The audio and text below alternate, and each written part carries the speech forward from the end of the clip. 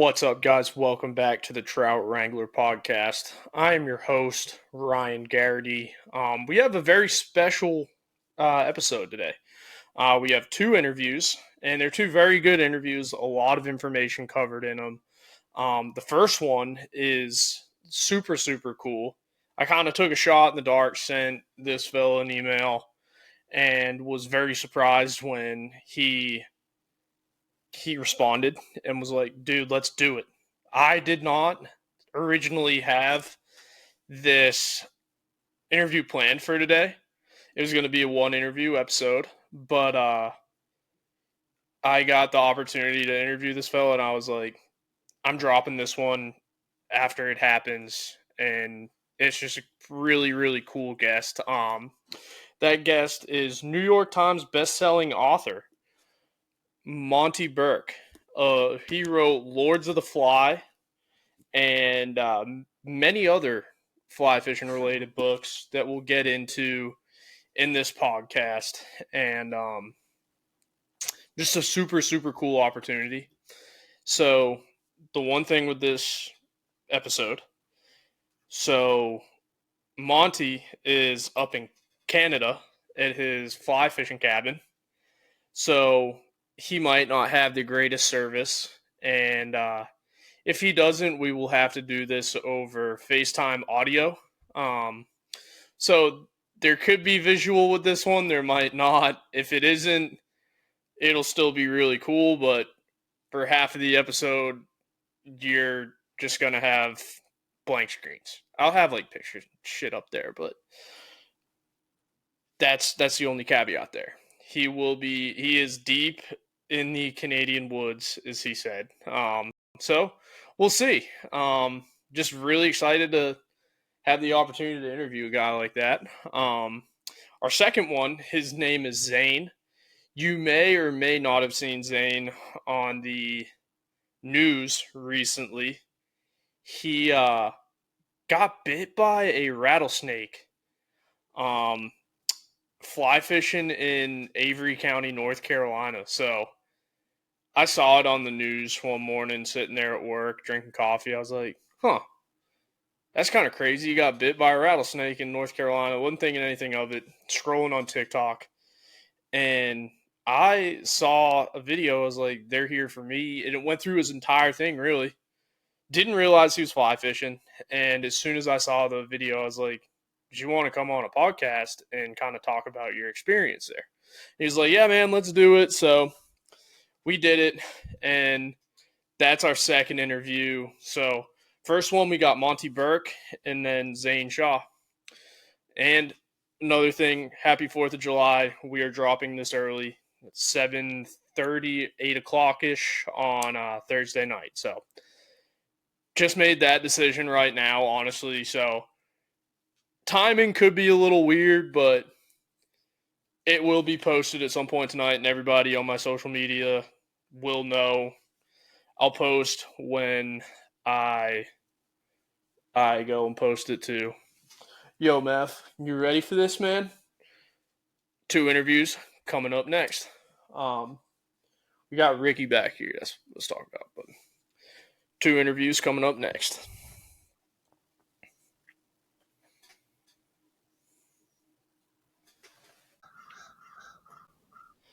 It did. What's up, guys?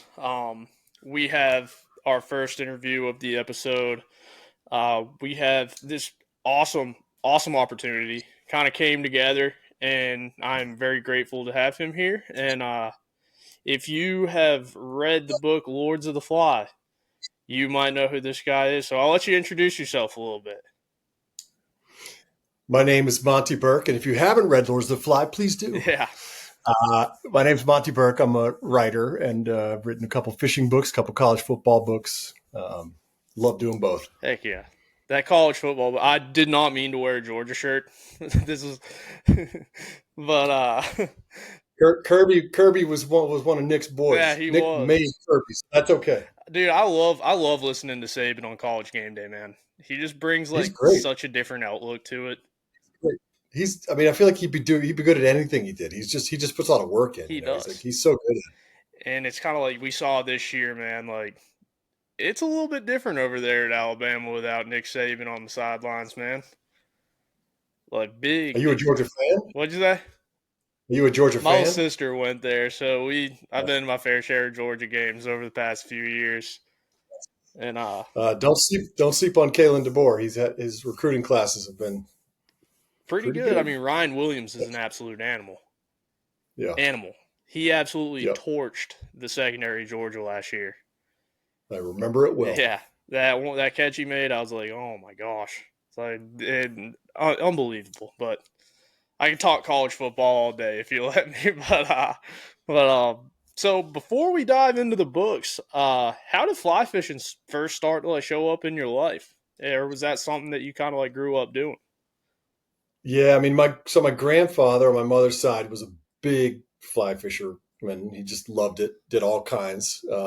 Actually, had a little bass pond outside of Birmingham, Alabama, where he kind of taught me how to do it. He had these old cane rods, which I inherited. They're all now like bent and unfishable, but I just keep them around because they were his. But yeah, he taught me how to first catching bluegill, and then graduating to bass eventually. And my dad was a fly fisherman, and then my uncle was a fly fisherman. So I kind of learned from all of them, and then we moved to North Carolina, Henderson, North Carolina, up 85 from you, and had a farm, and in the back of that farm, kind of down a little knoll, was a pond, like black water pond, and it would, if there was no wind, it was almost unfishable because it had this bad algae problem. So it was up, but if there was a little bit of wind, it would open up like half of the pond, and I remember going down there with a little. My favorite popper was like it was a big thing. It was colored like a bumblebee, and I probably had about, I don't know, at that point about 2 feet a leader. I don't understand anything, but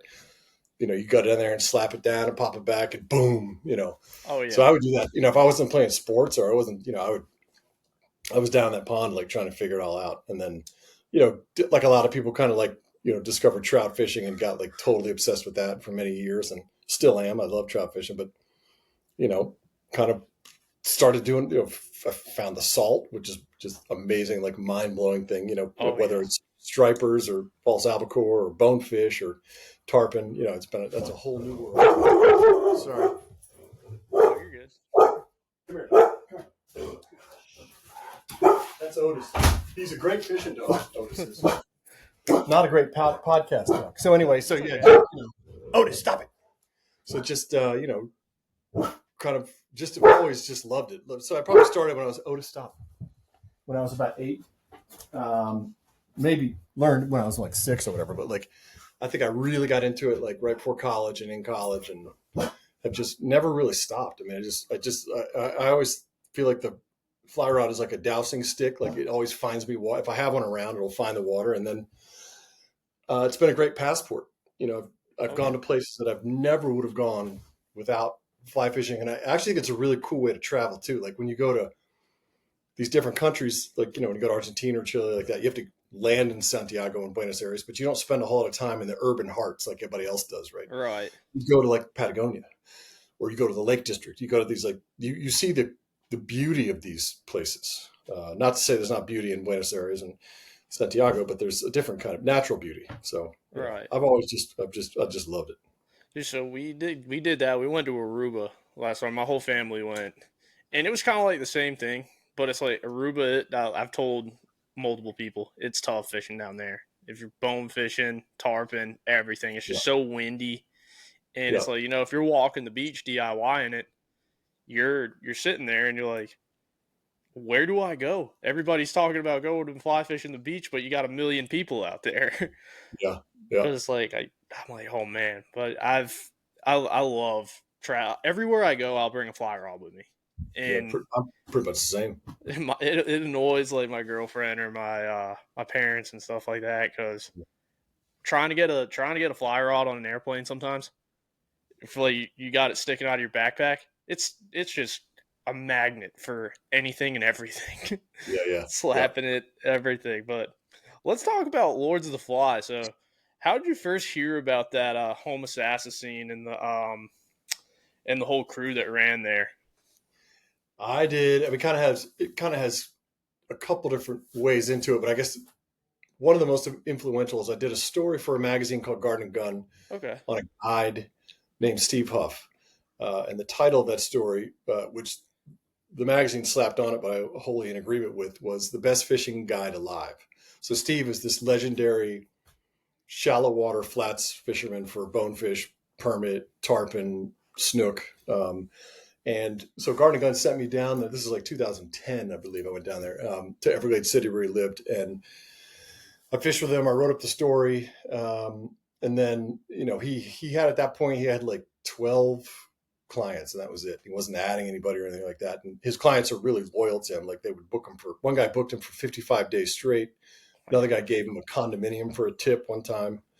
He told George H.W. Bush called one time and said, "Can I fish with you?" He said, "I can't because one of my clients, or I've already booked with one of my clients." So anyway, so he was impossible to kind of fish with, but he had someone drop out, and I sort of uncharacteristically boldly called him and was like, "Hey, you mind if I take that guy's spot?" And he was like, "Sure." So we've been fishing together for about 15 years now. And whenever I went down there, I would stay with him and his wife, Patty. And, we'd spend all day in the boat together. And then at night, come back and eat dinner. And oftentimes, we spoke about, he talked about Homosassa a lot, actually, I realize it now looking back more than I did then. But I always loved the name is cool. Native American name, Homosassa, kind of runs off the. And so he would tell me all these stories about all those wild, the craziness on the water and kind of the craziness off the water. So that was sort of anchor number one. So I was pretty intrigued by that. And then I did a story for the same magazine for Garden and Gun about, I think it was a year or two later, on Andy Mill, who, of course, is the former U.S. ski team member. And, he a font of Tarpon info. He's also the Millhouse, the Millhouse podcast now. And so, after fishing with him, he talked a little bit about Homosassa. And then I think it was like 2018 or 19, or I can't remember exactly. I think it was, I don't remember what around that time. He called up one night. I remember exactly where I was. I was in my office. I'm sitting in my chair. It was kind of dark outside. It must have been the wintertime. And he said, "Man, you got to do a book on Homosassa."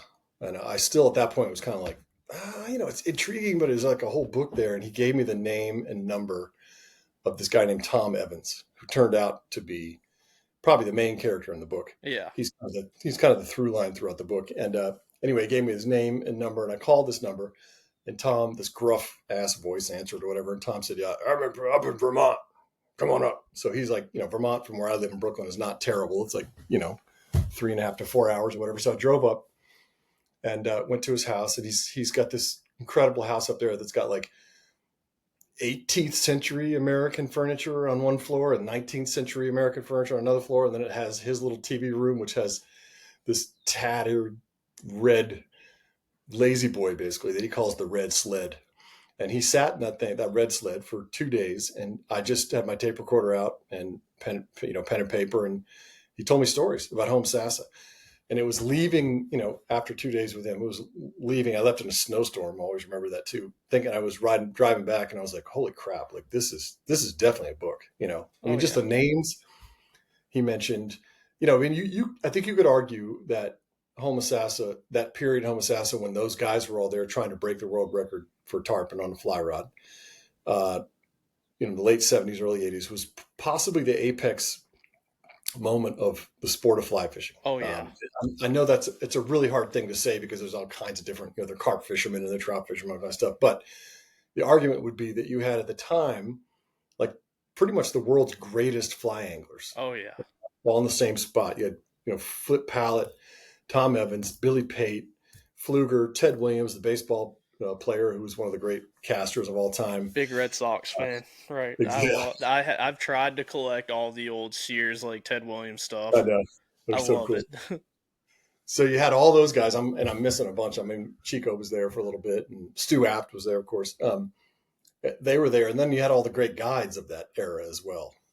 Steve Huff being one of them, Hal Chittum, Lee Baker, all these famous guys at the time. They were all there at the same spot, all at the same time, all trying to do the same thing, or trying to break the same record or whatever. So I think you could argue during that, whatever it was, 5 to 7 year period, that we were at the apex moment of fly fishing, and that made it really cool. Like I was like, oh, that sounds really cool. But then both Steve and Tom Evans told me about the shenanigans that went on off the water, and that made it even more intriguing. And I've always written about, I think that there's a through line of all the books I've written, whether college football books or fishing books, it's about obsession and people who are just wholly obsessed with things that to other people don't matter, right? Like if I were to walk down the street in New York City and be like, there's a bunch of guys I met who are trying to break the world record for tarpon on the fly. They'd be like, excuse me? Like they just would, Yeah. but that's cool. It's the same thing like baseball card collecting doesn't really get me, but I mean, to someone, that's what gets them out of bed in the morning. And that's a cool thing. Of course, obsession has a real dark Oh, yeah. downside if you let it grip you too hard. But anyway, so that's sort of the genesis. It was not the easiest thing. I was just coming off the Nick Saban book, so it wasn't like the easiest thing to pitch to publishers, stuff like that. They wanted another coach book, but it became this thing that it became a story that I kind of had to tell. It's kind of stuck in my craw a little bit, like I had Yeah. to, so yeah, that's pretty much it. That's pretty cool though, man. Like I think like what you said, that was the apex of that era. Is complete like they came out with that Tarpon movie. Same era, Correct. same kind of Correct. like I think a few of the same guys were in there, like Tom Yeah. McGuan and all of Yep. them. That whole movie, like I watched it again the other night. I had to buy it and I was like, the things I would do to go back and be like, I wish I was born so that like I was in the peak of my life in this era where it was like all the music done by like Jimmy Buffett. Oh yeah. I just But, wish I yeah, could have been there. that was done just a little bit before, but it kind of bled into it a little bit. And Yeah. I mean that I interviewed McGuane, who's one of the guys in there, and Harrison was already dead by the time I did the book. But Guy Valdine was the guy who produced it, and like to talk to those guys about that. That was Key West. To talk about those guys, to talk to those guys about that era in Key West. Like McGuane at one point had the only skiff in Key West. Can you imagine that? Like he Unbelievable. had everything was his if he wanted it. You go anywhere he wanted to. No, there was no competition. The fish were unhassled. It was like some kind of crazy tarpon paradise. Like it must have been awesome. Homosassa was like that too, or in the very early days. I mean, it was Yeah. pretty much just Steve Huff and Tom Evans there for a couple of years. Yeah. But like anything good, the word's not going to stay under wraps for too long. No. And it's like Homosassa, I live just outside of Crystal River, kind of like that Ocala area. Yep. Everybody always talks about how like good Homosassa, like how great Homosassa used to be, and Yep. kind of just how like it hit a point where it was like it kind of declined a little bit, and it's kind of coming back. Because do you follow oh, what's his name? He's a younger kid. He's a tarpon guide out there now, and Captain Trey. Mm-mm. Dude, he's one of the guys that to look at. That dude, I've never seen somebody in that scene in like Homosassa Crystal River catch that many tarpon. Still, Yeah. Yeah. it's unbelievable. Yep. I But mean, I agree that it's come back a little bit, but it'll unlikely, which is very sad, that it'll ever be what it really used to be. The oh yeah, water issues, stuff like that, there's just not as many crabs around, so there's just not many. That population of tarpon doesn't come back in full force like it used to. But I mean, Steve Huff told me plenty of people told me there were thousands of fish there. yeah, Steve Huff told me there were 10,000 fish there. Who would come in May, and they would be the Olympic rings. yeah. The rings, the symbol. It would be like their skiff right there, and it'd just be of daisy chaining tarpon forming basically the Olympic rings all around them. It was That's like just unbelievable. insane stuff. But it's good to see it's come back a little bit. Yeah, I can kind of see it coming back a little bit, dude. But I think there's a lot of those fisheries down in Florida. They're kind of hurting, Yeah, and yeah. it They don't. stinks to see. Florida's been a terrible state when it comes to it's paradise, right? But I mean, Right. they haven't managed it very well, especially the fresh water is just like that's the biggest issue, right? They use all the fresh water for all the new developments and all the new golf courses, and there's Yeah. not enough natural fresh water. The Everglades being the biggest thing here that gets to those estuaries where it's supposed to be. Yeah, So and it's like the fact that they still have a dam. I think it's like the Rodman Reservoir Dam, and the what river was that? Dang it, the Ocklawaha River is still dammed up. It's crazy. yeah, yeah, and they've Um, I mean, none of that water that's supposed to not none of it. Very little of that water that's supposed to naturally flow down through the Everglades gets there now because it's trapped by big sugar companies and stuff like that, yeah, and then not only trapped but also polluted. So when it does go down, it's like just not good. But yeah. anyway, they're working Well, on that. We'll hope knock on wood, they'll get something done. oh yeah, I think they will. It looks like stuff is kind of like starting to turn around. I like before I hopped on here, I just saw something that one of my buddies shared that something just came out that there was a guy, I think it was a guide, went in and posed as like a 60 Minutes producer and got a bunch of like huge like information revealed from like a bunch of politicians in Florida on the whole iguana thing. Hmm. I'll send it to you when we're off of here. Yeah. But it looked. I didn't read the whole thing, but what I did read, I was like, "That's pretty cool." I was like, "That's Yeah. honestly kind of legendary." Yeah. Yeah. But we just kind of hit on that the next question. I said I personally fished the Crystal River Homosassa area. What do you believe was the driving factor in the downfall of that fishery? Like I know it's still good, but it's Yeah. not as good as it once was. I think the attention wasn't good, right? I mean, they would, Right. for a little while there were like, it was the mirror lure guys were there, and it was like Steve Buff and Tom Evans. But then all of a sudden, once word got out, I mean, there was a movie. Billy Pate made a movie about the fishing there with 3M Scientific Anglers, and uh, Sports Illustrated. This was back when print publications had huge sway. There was no internet, so like Sports Illustrated did a huge story on it, like an 8-page story on it. The New York Times wrote a story about it. I mean, all the way to like the Toronto newspaper wrote. So it got all this attention. So they got all these boats on there. Tarpon, well, they tolerate. I mean, as you see in the Keys, they tolerate a decent amount of boats. So to me, that's maybe part of the problem. But the bigger problem is that's the Springs coast, as you know. Yeah. It's got those 4 big rivers going in there. It's got all kinds of hundreds and hundreds of smaller springs feeding fresh water into Homosassa Bay, Yeah. which is critical to crab, reproduction, to rearing and all that kind of stuff too. So once that, and they're cut down to like, some are down to 60% of their historical flow, some are even lower than that. And it's polluted with phosphates and stuff from golf courses and farm stuff like that. So the crabs, and they used to be, there were like, I forget how many, there were like 50 full-time. Homosassa was a crabbing town, and there were like 50 guys who did it full-time. When I was down there in 2019 or whatever, there was one guy. And so crabs just aren't around. So I think the reason that those big tarpon came to Homosassa Bay every May is because of the food. Like it was a great, great source of food for them. And then, of course, the reason that they got so big is because there were so many crabs there.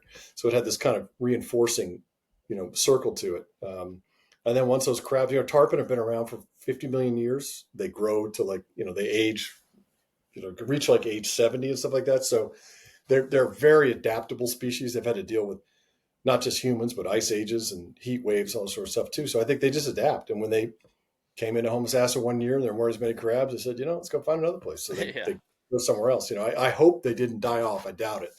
But, they probably just went somewhere else. So it's really sad. I mean, we do this kind of stuff all the time, all over the places. We just talked about Florida, but, I don't know. We need to be more vigilant with our natural resources. I completely agree. It's insane. It's insane, like everything going on in Florida with the golf courses. It's like personally, like I worked for a company in Florida. It was a big community golf carts. You probably know which one. I don't want to drop the name, but start with this. Yep. And it's insane how much they're building, and all the way from like they're in 4 counties now, and it's like that's a big problem. Yep. Old Florida isn't a thing anymore. There are a couple towns where it exists, sort of, but even those towns are kind of getting, it helps not to have a nice beach. Then you can kind of get away with it. But yeah, man, it's crazy. Even in my lifetime, it's insane to watch how Florida's boomed. It's crazy. It's crazy. But like, how do you find the balance between writing for hardcore anglers and people who might not know a tarpon from a trout or like a striper, something like that? I think it helps a little bit that I've written for a lot of magazines about fishing and newspapers that weren't, fishing magazines, like non-endemic stuff. Like I worked at Forbes for almost 15 years and wrote a ton of fishing stories there. So you kind of get used to, I'm not writing for fly fishermen. I'm writing for a more general audience. It certainly helped. And I'm just cognizant of it a lot too. Like I'm aware that can't be too hardcore with the lingo and stuff like that. Yeah. It helped with Lords of the Fly that I had an editor who had never fished. So that was great. So she was like, what does that mean? And it's like something that I would be like, oh, that's inside baseball lingo. I need to switch that one up or make it, but you also don't want to, if you have anglers reading it, you don't want to over explain because it's kind of like, yeah, they could be like, roll their eyes like, oh my God, I mean, this is 101, dude, what's going on here? But, you're right. It is a kind of a weird balance you got to strike. But, and also I think putting like do you remember the glossary part in the book? Yes. Yeah. So, I mean, to me, that was kind of a fun way of like signaling that there is this kind of insider lingo and here's some fun things that are part of it, so.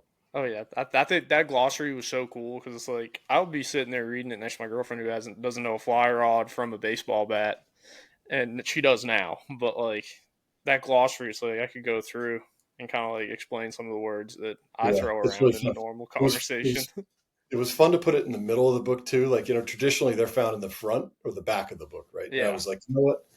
I was like, screw it. Let's just have a little halftime here, a little, halftime and explain what the hell's going on. It's almost like a timeout in the middle of a movie where the actor explains something to you. yeah. It's kind of fun. I think that was really cool about how you did that too in the middle of the book. That's what I was going to ask you about. That I was like, what made you want to put it in the middle of the book? It seemed fun. I mean, that book, I had a lot of fun with that book. Like it was kind Yeah, of fun to futz around with the language and try different things and have like little interludes and all that sort of stuff. It's just kind of fun. It's yeah. like, why not? It was a good time to try all that stuff. Yeah, It was that was a fun. fun book to read too. I bet the feedback that you get on that book is awesome. It's really funny. So the Saban book was a kind of a more national thing, right? Like I went on ESPN and stuff like that, but like, and I got some emails and I got some feedback on it. Obviously, we got people bought it, which was nice. But what's incredibly cool about Lords of the Fly, and what I feel very honored about is it felt very personal. Like I got a lot of personal messages, right? You're right. So emails, I still get them, or DMs or whatever they are. But people would want to just not just write and say, I like the book or whatever, but they'd want to tell me their story. Like, I started keeping, my agent said you should keep a document of that. So I started, cutting or copying and pasting out and putting in a huge document. And he's like, you might need to read that someday when you're feeling down or whatever. But it's not just that. It's not just the compliments, which were nice. It was like the willingness for people to share. I can't tell you people wrote about, hey, I went tarpon fishing with my dad I went on this trip. People love to tell me about the trips they went on and stuff like that. So yeah, it's been this really cool, very different experience from the Saban experience. Way more personal, way more personal. You have anybody going crazy on Paul Feinbaum show whenever you release the? Paul Feinbaum himself went crazy, actually. He always does, man. Like He went from, I don't want to speak badly of Paul, but he yeah, went from my biggest supporter to one day he just went off on me, while I was on with him. no Yeah. way. Yeah, and I was like, Paul, isn't your name on the back of the book? You endorsed the book, dude. What are you doing? He's like a lot of those guys. He plays whichever way the wind's Yeah, blowing is where he's going to be facing away from. But anyway, it is what it is. I don't yeah. care. I still like him. Did you see Lane Kiffin and him get into it a couple weeks ago? Yeah, I loved it. I I did loved too. it. I loved it because he was Lane defending is Kirby.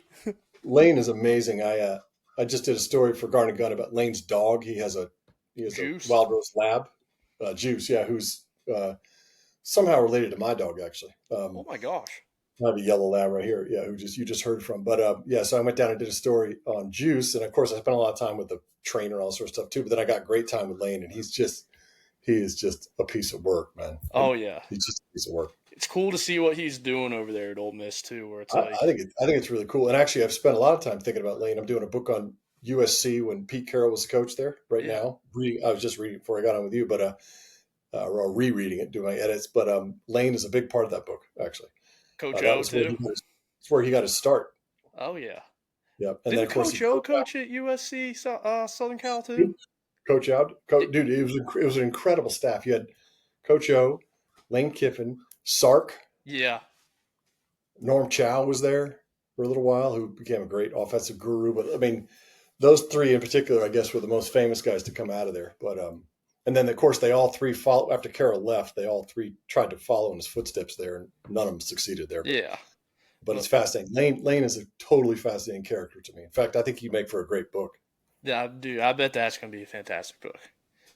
Let me know when when that article releases. He might be a little too young at this point, but I think it'd be he's just had such a crazy, very colorful career.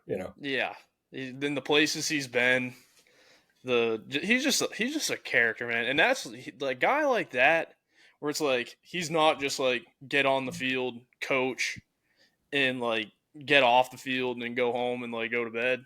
He's got a life outside of the football field, Yeah, which and is he's awesome. funny, and he's opinion. He's a little bit like a latter day Mike Leach. I mean, Yes. he's sort of, but he's also more cutting than Mike was, and Oh yeah. I miss Mike Leach, man. Damn. yeah, he was awesome. But He was awesome. so you have another fly fishing book out. You want to talk about that a little bit? I'd love to. Just came out this month, and last month, and it's called Rivers Always Reach the Sea, and it's 31 stories. Don't ask me why I stopped on 31, but that was the number, and it's they go all the way back to the year 2000. So it's like the first quarter part of the century, basically, first 25 years of the 2000s. And it's really fun. I mean, there's stories. It's a mix of essays and profiles. So it's profiles on people like Steve Huff is in there, Andy Mill, that profile's in there. Lefty Cray, there's a profile on him in there. George H.W. Bush profile in there, Carl Hyacin, Nathaniel Linville. So kind of a mix of those kind of profiles with just essays about fishing experiences. And it's all I go all the way back to Alabama fishing with my grandfather for bass, and trout stories in there, and bonefish stories, and permit stories, and tarpon stories, and striped bass stories.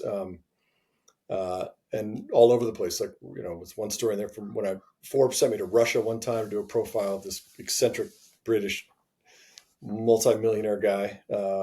Went to Labrador with Yvon Chouinard, the founder of Patagonia. So it's just kind of fun, a fun little mix. I feel like That's pretty cool. Spans a long period of my life. So it was very fun to do. It's a little bit like maybe as close as I'll come to like putting together an album. Yeah, that's pretty You cool. have to pick. Not every story made the cut, obviously. Then you got to kind of pick an order to see that somewhat makes sense. So anyway, it was fun. Oh yeah. So since finishing Lords of the Fly or Leaper, has there been like a trip or moment on the water that really stuck with you, or one of those that was like, this is why I do it kind of days? I mean, let's see. I mean, yes and no. I mean, to a certain degree, almost every time I'm on the water, it's fun. Oh yeah. I just and usually there's not always, but usually there's a moment where everything kind of comes together, and you're like, that was pretty awesome. Yeah. But I've started to enjoy fishing with my kids a lot more. I've started to enjoy really targeting more difficult fish. Like I don't need to catch. A good example is when I fish in the Northeast during the fall run for false albacore. I rarely, if ever, go out in a boat. I do it from the shore. So if you go on a boat, you can chase the schools around, and if you're on a good day, you can catch 10 of them or something like that. But I just kind of prefer to do it from the shore now. It's just me. It's all up to me. And sometimes they don't even really come in within casting range, but when they do, and you catch one, to me that success feels so much better than it does on a boat somehow. Oh yeah. That's So all really I do is fly fish on foot, whether it's yeah. at the beach, trout fishing, Yes. and that is Yep. it's so much more like rewarding. I feel like Yep. But And it's really cool. I mean, bone fishing too for me. I think Andy Mill was the one that first put this in my head, but he did. He called the most organic type of fishing, he said, was walking on a flat, like in your bathing suit and with your, maybe a little tiny pack, and stalking tailing bonefish.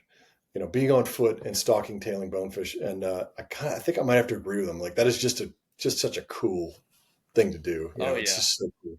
Not to say I don't like being on a boat. I do, but I don't know. So in terms of a specific moment, probably not any specific moments, but I just enjoy, I enjoyed catching a tarpon this spring. It was so fun. I just, and I hope to catch a salmon while I'm up here, but the river's pretty low right now. But man.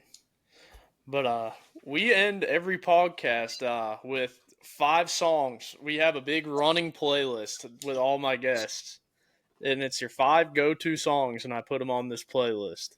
Oh my God, I'm gonna have to use a little technological help here and look up my That's playlist fine. here. I didn't prepare very well for this one, so I have a crazy kind of exotic mix of songs because my songs are also intertwined with all my girls' songs. Okay. So, how about we'll start with "Run It" by My Morning Jacket. Let's see. I like that. You find that one? Have you heard that one Yep, before? I found it. Yeah. I haven't heard it. I will listen to it after this. And let's go "Via Chicago" by Wilco. Via You heard that one? Chicago. Yeah, called "Via Chicago." That's a fun one. Got it. Haven't heard that one either. You've never heard that one? No, I may have, but I don't know the album cover. I'm gonna Okay. listen to them all after. Let's go the live version of Driver 8 by Jason Isbell. So Driver 8's the old REM song. He Yep, does a live version of it. I've heard of them. Yep. And then, do I need one more? Just one more. Just one more. Let's go. Sorry, I should have prepared for this a little bit better Oh, here. you're good. Don't worry about it. Let's go Mariella by Leon Bridges. Mariella. M-A-R. Now, I could have put in a lot of Tay-Tay. It's Madison Ray. Oh. I saved you from all that. And then I'll give you my 5. My 5 are all over the place. Let's see. Where is it? I had let's see. I had Courtesy of the Red, White, and Blue, Toby Keith. Mm-hmm. A-OK by Tay Verdes. Renegade by Styx. Nice. Up All Night by Widespread Panic. Yep. And then Beers and Sunshine, Darius Rucker. Nice. Are you a Steelers fan? I'm not. Renegade? I'm actually a big time New England Patriots fan. I grew up in New England, so Where in New England? Shrewsbury. Okay. And then I was born in Winchester. Gotcha. I asked because the Steelers played Renegade going into the fourth quarter. Oh yeah. That's wrong. Yeah. It's electric. Electric. Yeah. But that's all I got for you today, man. We might have to stick around after to see if anything has to upload anymore. But Okay. we should be good. Cool. Then I'll click stop. Thank you so much for coming on. Yeah, of course. Do you have any other plugs you want to make or anything like that?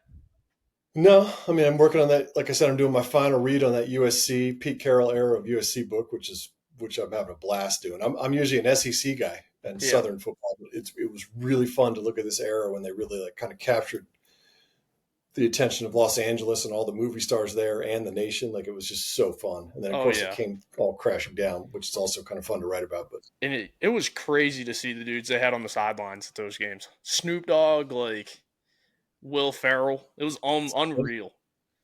Was that? I mean, those guys ran. Go ahead. Was that the year that they played Texas? Vince Young was at quarterback. That's what I start with an anecdote from that game, which was considered to be one of the great. It was the most watched college football game of all time, and considered to be one of the great. It actually had kind of a sloppy first half, but the second half is on par with any half of college football I think that's ever been played. Just in terms of sheer brilliance, I mean, Vince Young was amazing. I just was reading his stats today. He had 267 yards passing and 200 yards running in that game. It was unbelievable. For some reason, that year, I was a huge Vince Young fan. And dude, like those teams, people don't realize how many good players were on those teams. You had Matt Leinart and Reggie Bush was the running back. Unbelievable. Lendell White. Don't forget Lendell White. Oh, yeah, so Lendell White. In that game, on the field, in that Texas USC game, which was played in 2006, but was the 2005 national title, 52 of those players made the NFL. Yeah. 52, which is insane. Insane. Just crazy. But What's weird is some of the higher profile guys weren't that. I mean, Leinart and Bush and Young didn't have great NFL careers. no, They kind of peaked at college, but yeah, which stinks because Vince Young was so damn good, man. he was awesome. It was kind of like, I hate saying it, but Tavon Austin was the same thing. But it's like, man, college Tavon Austin, college Vince Young, like unbelievable. Yep, But yep. that's all I got. Yes, Thank you so much for coming on again, dude. of course, of course. I'm gonna click stop here. But let's see. We have a guest today that you've probably seen him all over the place. I know I saw him on the news here in Charlotte. But as a podcast that preaches a lot of safety while we're out on the water, um, I felt that this would be a great podcast to share. But before we get into it, use code Wrangler10 on riversmith.com to get 10% off all your stuff from Riversmith. So head over there. I'll also be doing this read at the end of the episode to remind you guys. But let's get into it, man. Introduce yourself a little bit. Yeah, so my name is Zane. I'm from Chapel Hill, North Carolina. I just graduated high school a couple weeks ago, and I like to go fly fishing in my free time, so I guess that's a little intro for you. Oh, yeah, man. What's your next steps? You just graduated high school. I'm going to UNC Chapel Hill next year. Heck yeah, dude. Good for you. Good for you, Thank you. man. Yeah. But really, like I said, I saw that news story, man, and then I scrolled past your TikTok and I was like, let's see. I was like, I wonder if he's been on a podcast yet. So I shot you that comment, and you're like, yeah, dude, let's do it. So let's start from the top. Like, can you walk us through like the day of when you got bit? Like, where were you? What were you doing? You don't have to like give the exact location. So we're not like out in all your spots up there, but Oh, I'm happy to give that a location. I think people should be wary. Actually, it's not okay, somewhere I frequent. So, but okay, I was out in the Avery County. So the exact trailhead is called Huntfish Falls. okay, And we were fishing down there. So we hiked down there after driving up a fire road through like the Pisgah National Forest, yeah, and we hiked down and basically we were wading through the river and so we're wading up. Sorry, I'm a little dude, you're tired. good. Don't worry about it. We're wading up the river and we're fishing along the river, right? Going back and forth as people do. And basically there was a log that was laid down in the river and I didn't really think anything of it. And we hadn't seen any fish yet up until this point, and which we were pretty disappointed about because my buddy used to have trout routes. You know trout routes? Yeah, I know trout He routes. used he used to have like a gold like membership or something, and before the hurricane, he saw that this little stream was pretty good. It's like part of Wilson Creek, kind of. I'm sure you've heard of Wilson Creek, Yeah, I've and heard of Wilson. and so we were really excited. I was like, okay, hopefully this is gonna be super like secluded. We won't see anyone like, and hiking down there, we actually saw two hikers coming back up, which I was surprised about, and they were like, "Oh, I'm sure you'll have good luck. It looks really nice out there." And sorry about that. And Oh, you're good. so we get down there and we're fishing. I don't see anything. I'm getting like some bites on like nymphing a little bit, but I think it was just like creek chub and stuff. And we we start walking up basically off the trail once we got down the river, and we're not really thinking much of it, but it is destroyed, blown out from the hurricane, Oh, and I'm yeah. guessing maybe that's part of the reason why it was there were snakes out there, probably just more places to hide. But so we get to this hole after saying we're going to turn back probably an hour or two in, and I'm trying to I wanted to sneak up kind of around the back of the hole because I'm figuring like they're kind of maybe going to be kind of spooked, and or try not to spook them, I guess. And like, I basically just like my buddy was next to this log, and I didn't really think anything of it, and I just stepped over it, and that's when it got me. And I guess that's kind of the backstory on how we got Oh there. But shoot, dude. It's that's hard to basically how it happened. find. It's hard to find seclusion out there around Wilson Creek now, isn't it?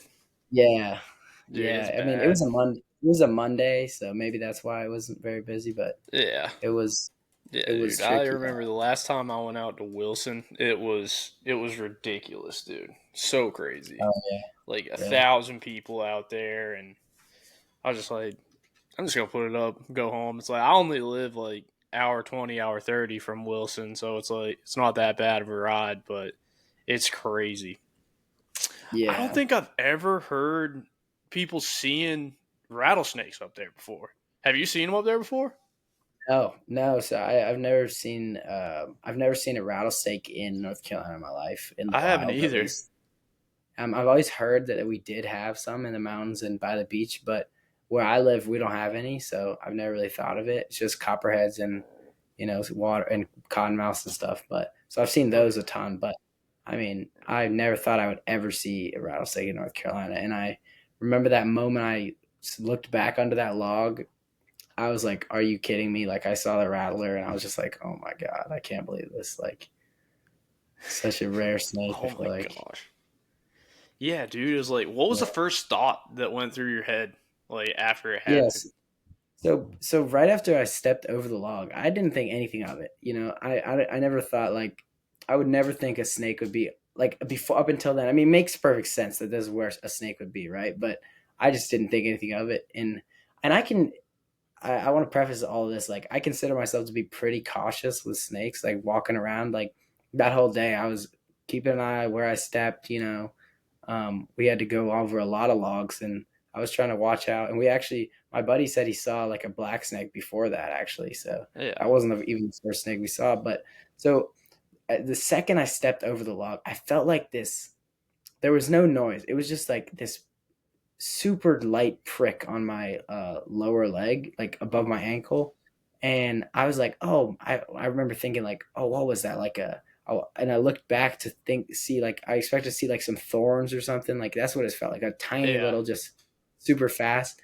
And I looked back and I was like, and I see the snake sitting under the log. Like now it's starting to rattle and it's like looking at me. And I'm like, oh my God, I cannot believe. Like I was like, no way this snake just bit me. So I pulled down my sock, or I had like these neoprene like socks on, Yeah. and I pulled The it down. wading socks. Yeah. I pulled it down and I was like, and I saw a little bit of blood starting to come out and like two red dots. And I was like, oh my God, I cannot believe that we're way out here. And I just got bit by a rattlesnake of all the snakes it could have been, like, and they're tend to be quite. I didn't know what type of rattlesnake it was, but after I saw the that's why I took a photo of it. So, but because I wanted to show the like doctors and stuff, because I didn't really know how anti-venom would work. So, Yeah. but That's yeah, so I guess crazy. that's kind of what happened right after the bite. But I was just like, I couldn't believe it, and even to this day, I still can hardly believe this happened. Like it's just surreal. Like Yeah. it's just such a no one would ever think that like this stuff could What's happen, but it absolutely can. Oh yeah, dude. And it's like what's nuts is it's like how many people do you know that are like, "Oh yeah, I've been bit by a rattlesnake in North Carolina." I don't know Yeah, anybody. no, I don't either. I mean, I've heard of tons of copperheads and stuff, Yeah. but I've never heard of a rattlesnake. And the first guy who wrote the first article who reached out to me was actually, he said like that's kind of what drew him to it, because he does a lot of outdoorsy kind of articles, and he said he's been a reporter since like 1985, and he's never heard of anyone in North Carolina getting bit by a rattlesnake, Yeah. but he's done like 10 copperhead stories. So he was like, this is super new, and like I've never heard of anything like Yeah, this dude, happening. like So I was like, when I saw it on the news, I was like, "Oh, it might have just been some hikers. Like a hiker got bit." But no, dude. I saw it go over to like Fox News, and the article made its way over to like CNN and stuff. I was like, "Oh my god!" I was like, "He was out fly fishing." I yeah, was like, "No yeah, way!" And then it just yeah, kept getting passed and passed and passed. I was like, "Oh my gosh!" But I know dude, it's and it's like usually like out there, dude. You don't have any service. So like, yeah. what procedures did like? I know personally, like in that area, I have Verizon. I don't get a Hmm. lick of service out there. Not like a Yeah, me neither. minute. Yeah, I don't get anything either. I've got like this weird provider. I don't know if you even heard of it. It's called like Google Fi. My dad got it. I don't really like it, but it's Google's net like phone service, and it's supposed to be Yeah. really good. They're supposed to have like a deal with all these people and use other people's like cell towers, but I didn't have anything out there. So I had like it said SOS on my phone. So I remember when we got to the trailhead, I was like, dude, my buddy's name is Kevin. I was like, Kevin, I don't have any service, but he did. So he did still have one bar when we were right there, which was really what that is kind of how we were able to contact the first responders. So I Yeah. remember the second I realized like it actually a rattlesnake bit me, I was like, dude, those are deadly. We've got to call 911. Like I don't even know what to do. So he called and he Yeah. was able to get through, and he told him what happened, and that's kind of how it all started. But yeah, and then Dude, like he I saw the video you like getting airlifted. Oh, sorry. yeah, well I I saw the get I video guess you I'll getting just airlifted, dude. Like, yeah, that oh, was can you hear me? crazy. I think we're lagging for a Yeah. sec. Oh, okay. All right, we're good. All right. But yeah, the airlift, the helicopter was All right, nuts. there we But basically, I could just. Do you want me to like take you through kind of the whole thing, just kind of what happened? go. Um, Yeah. we Yeah. just okay. So we basically like. So after the bite, I was like, dude, you got to call 911. Like, we got to know what to do. I have no idea what to do. So I immediately he dialed 911, and I'm like, whipped out my phone, and I'm like getting pictures of it from like a safe distance. And that's why it's kind of blurry because I had to zoom in, and Yeah. so we did that, and then he called them, and they were like, "Okay, you need to stay put." Like, and I didn't know that. I would have thought the first thing we got to rush back to the car and get to a hospital, right? Because you would think you gotta. It's like a time sensitive thing. Yeah. But they were like, "No, no, you absolutely need to stay put because you're if you're it was on my basically my ankle, so you're supposed to keep it like below your heart because if you move around, the blood circulates the venom, and that can get kind of that's how it gets more severe, I guess, for your whole like body and potentially deadly. But so Yeah.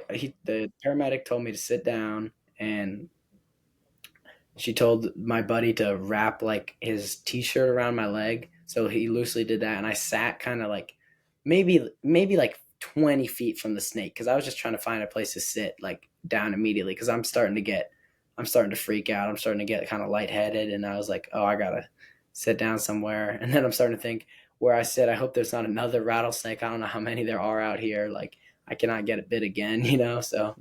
Um, so I sit down, and he's on the phone with them, and we're just trying to figure out what to do. And they're like, okay, we're gonna send a team to you, and so we had to wait there. And I was just I remember in the first 10 minutes I almost passed out. I was so just like nervous. Because I genuinely thought I was gonna die. Like I didn't know.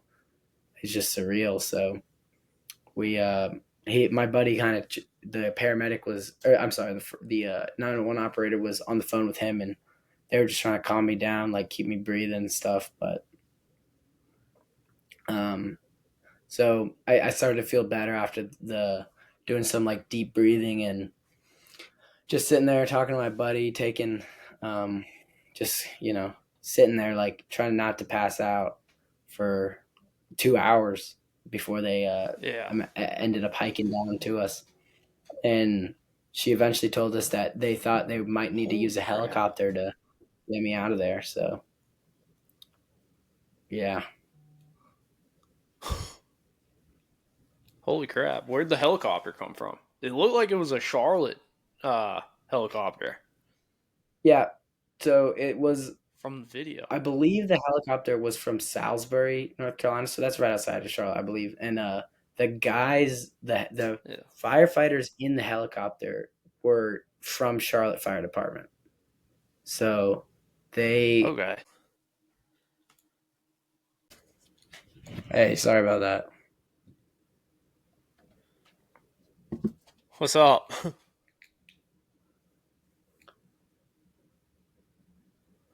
All right, we're back. I don't know what happened there. I'm not sure. Maybe it's. I don't know if it's me. Maybe my Wi-Fi is being a little weird today. I'm not really sure. Times it's usually pretty good. So No, I you're don't really good, know. man. It could be us too. We're about to get a storm. Oh yeah, I think we are too actually. So Yeah, dude, it's supposed to dump on us tonight, I think. But yeah. dude, yeah, Where do are you in Charlotte? what were you saying? Are Yeah. you do you live in Charlotte? Okay, okay. Yeah, we live right by the Bass Pro in Charlotte. Okay. Nice. Yeah, I don't mind Charlotte. It's not bad. A bunch of my buddies live out at in Chapel Hill, dude. I actually went to ECU. Oh, So did you? we used to go. Awesome. Yeah, I went to ECU. So we used to go to Chapel Hill sometimes whenever we play y'all in football. Nice. Yeah. It's pretty cool I though. know a bunch of I people like out there. Chapel Hill as a city, dude. Yeah. It's a Ooh, cool place. here, let's jump back into it here. Yeah, so Is it? what advice would you give someone hiking or fishing in snake country? It's like I know like in the Carolinas there's not really much you can do because it's like Mhm. you hardly ever see them, and that's like a Yeah. one-off thing. But what advice would Well, you give someone? I would probably say like the number one thing is to just be really careful where you're stepping and keep your like eyes and ears just really alert because you like oftentimes I've heard many stories saying like people said they almost stepped on a rattlesnake but it started rattling and they didn't, so that it's good that they have Yeah, that because I mean those are the main things. Those are like if you get bit by a copperhead out in the mountains, I would have walked out of there if it was a copperhead. It wouldn't have been a huge deal. yeah, But rattlesnakes, luckily, while they are more dangerous, they do have that kind of rattle to help people, but let them know. But unfortunately, I did not hear that. But I would say keep and just watch where you step.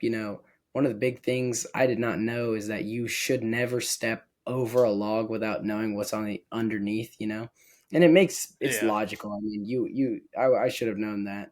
I guess I wasn't really thinking about it when I did it, but um, you should always step on top of it and then kind of like over it, like not like you know what I mean? Kind of like if it's here, step here and then way clear of it, but not yeah. just Then like go over it. right over it. I just like Yeah. it was here and I just walked like right like that, but I should have been like, Oh man.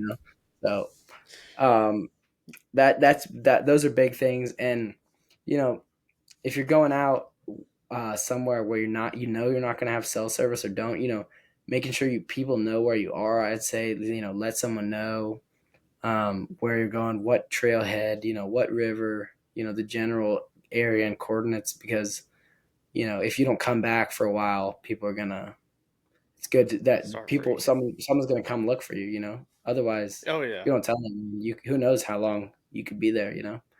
So Oh I'd say yeah. I think. those two things are big. And just wearing like proper boots and stuff. I was dressed like kind of an idiot. Like I had wading boots on, but I mean, waders won't do you too much against a snake. Maybe they Yeah. can definitely penetrate them, but I think I might get some like snake boots from Bass Pro. That's what I think I'm looking at getting. Those are like they're not getting through those. Oh yeah. But I was just I gonna don't say, think dude. yeah, Like you could have like $1 million idea right here, dude. Take like the article, go to a company yeah. like Sims or Patagonia, and make snake proof like wading socks. Yeah, so I was actually thinking about that. Like, how do I monetize this? And I feel like people fly fish in rattlesnake country a ton Yeah. in North America. California or out west, they're everywhere. Montana, whatever, Oh even yeah. here. So I think that's a great idea. But yeah, I need to reach out to brands like. I wish I tagged some in the like TikTok or something and been like, hey, I need some new stuff, but. Yeah, that's a good I'm idea, though. I appreciate that. I I should go might be to. able to point you in the right direction with some people. Oh yeah. So I'll Okay. send you some names and stuff like that at some of these companies where you can take that idea to them. Because, dude, honestly, you think about it, that's brilliant. Like Yeah. you think about it, you make those wading socks. You might need to like size up your boots a little bit. But it's like, you know what? What's another excuse to get a new pair of wading boots? You know, Yeah. it's like size them up, make that wading sock a little bit thicker and snake proof. Add like a little extra layer of protection in there. I think that'd be a sick thing to do, dude. Like take that video, send it out to a couple companies, and be like, "Hey, man, listen, I got a great idea," Yeah. and take it to them. I'll point you in there. I'll point you some people, That'd be great. Yeah. or at least I Appreciate know people that could point you to the right people. it. Yeah. But That'd be awesome. that's what I was thinking the whole time. I was like, dude, there's got to be like snake proof wading socks, and they don't have them, which They is don't. crazy. I know it is. Yeah, How someone hasn't already, done this, but I guess it's a good thing they haven't, because it's a good place to um, do something. I'm looking to major in business, so who knows where this could go. I don't know. yeah, Might be- dude. this You might be able to drop out of college by sophomore year. That'd be awesome, dude. That would be I, pretty sick. yeah. But dude, like seriously, that'd be insane if you brought that to like a company and they started doing something. Like who else makes Reddington makes wading socks? Reddington, yeah. I was using a Reddington rod that day, actually. So I got a I guess. guy that I had a guy I can put you in contact with that knows the people Oh, over awesome. at Reddington. So That'd be awesome. I'll send you his email Oh, after we get perfect. off here. But Yeah, I mean, I would reach out to anyone and everyone. I mean, Sims, Orvis, whoever.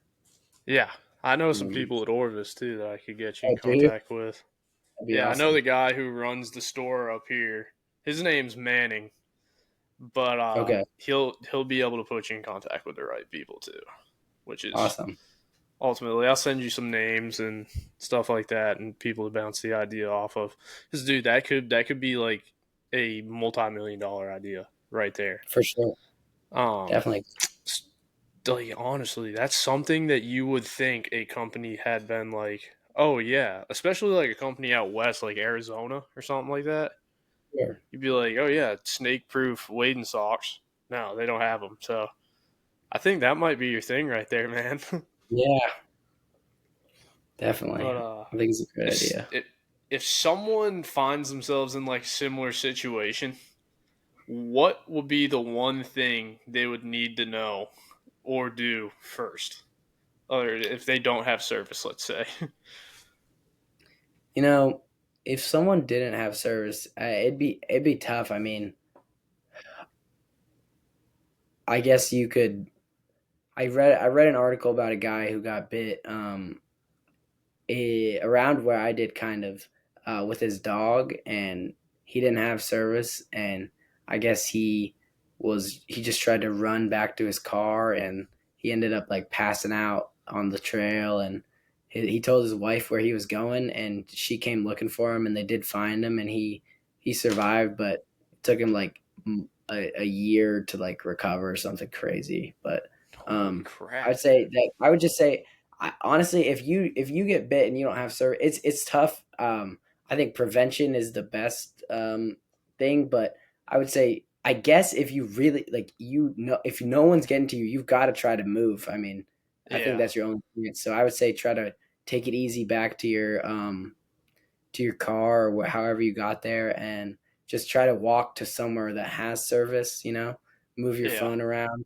But then again, I have heard that, like, I didn't try this, but or I did try it. But if you have an iPhone now, they have like that satellite thing. I don't know if you've ever used yeah. that, but you can point at. Starlink.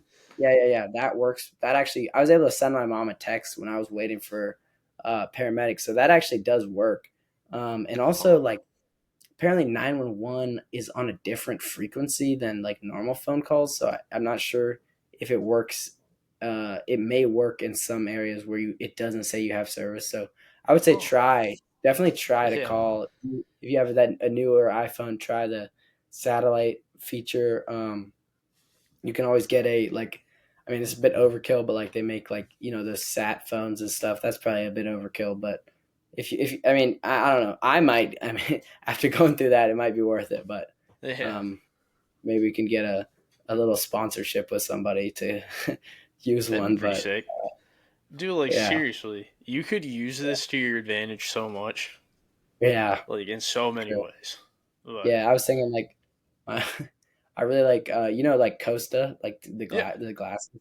I was wearing Costas that day, so and they got a little scratch from like the helicopter. So my brother was like, "Oh, you should go reach out to them and like be like, hey, my glasses got a little scratched. You guys should yeah. send me some new ones or Send them an something." email. Yeah, Send them an email, dude. And pretty cool. literally, dude, like, send them an email with the video. Be like, hey, Coast was a big part of this, and Yeah, my lenses are scratched.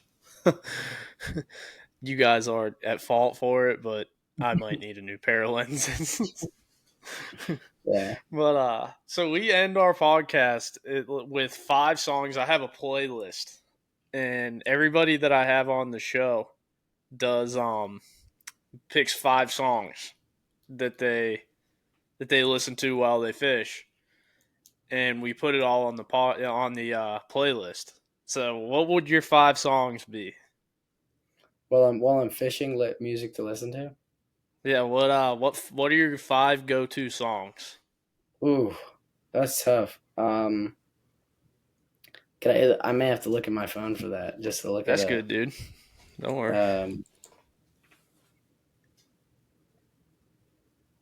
I would say I'm probably gonna have to go country with that. Let's go.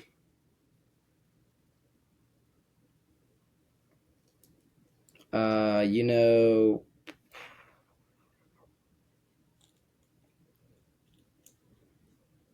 whiskey glasses, Morgan Wallen. Let's go Oh there. yeah. Um,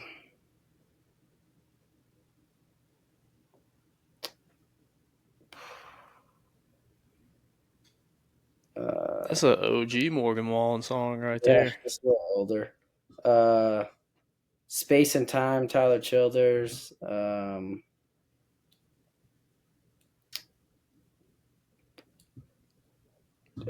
Traveling Man, Zach Bryan. Um, Talking Tennessee, Morgan Wallen. That one hits different now that I went to a hospital in Tennessee. Is that where they brought you? Yeah, it was. Um, Bryson City. yeah, no, it was um, Johnson City or whatever. Johnson Yeah, City. Yeah, I knew yeah, it was Johnson one of City. those. How many was that? 5? How many did I say? 3 or Pretty 4? let's see. I'll look back at the playlist. I'm pretty sure it was 5. Um, let's see. Dude, yeah, there's 200 songs on this playlist. 250 or around 235, I should say. How many people have been on the That was 4. podcast? Oh, that was 4. Okay, let's I've go. had let's Go ahead. I'm trying to think how many people. We're coming. You might be when we publish this. It's probably you might be the 50th episode. Cool. That's pretty cool. Yeah, yeah, dude. I'll I go think the it might last be one. the 50th.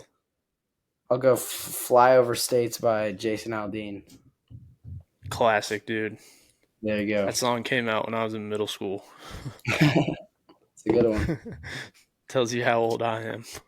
Yeah. But yeah, dude. Do you have any other people to thank or anything like that before we end the show? I'd like to thank my buddy Kevin, who was there with me the whole time. He really helped me get through it, I guess, and all the first responders involved. Heck yeah, dude. That's Yeah, awesome, Bo. thank you. Thanks for coming on, man. Oh, thanks for having That me. was a great chat, man.